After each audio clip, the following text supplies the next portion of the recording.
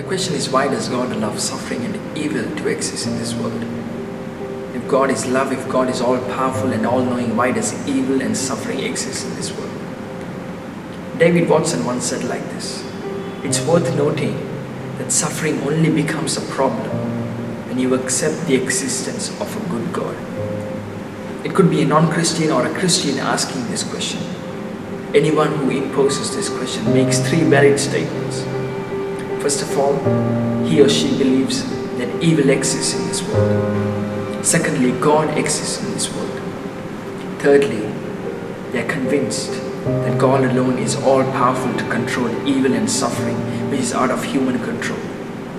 And this is not just a question that is only asked by atheists or enemies of religion, but also by confused Christians. I believe most of us, or all of us, have come to that situation right now in this room, where the question has been more than why.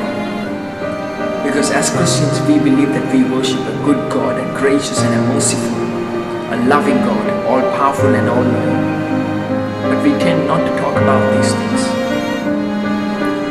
But let me ask you, what if someone walks up to you in your youth devotion or your cell group after you have preached your sermon and asks the same question: why does God allow suffering in my life?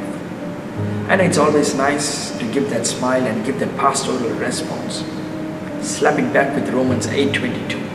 Brother, all things work for the good for those who love the Lord. Or kick it as far as you can by Deuteronomy 29:29. The secret things belong to the Lord. But the problem is that at the end of the day, the question is still not answered. Alistair McGrath once said like this: for a human mind to understand the fullness of God, it's almost like to put the whole of Atlantic Ocean into a bucket, which is impossible. Does that mean God does not reveal himself to humans? No, God reveals himself and his acts in ways that we could cope and understand.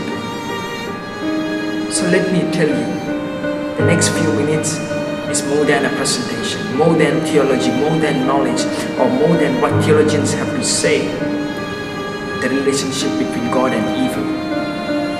At the end of the day, let me tell you in advance, Christianity does not give you a clean and a neat answer on this.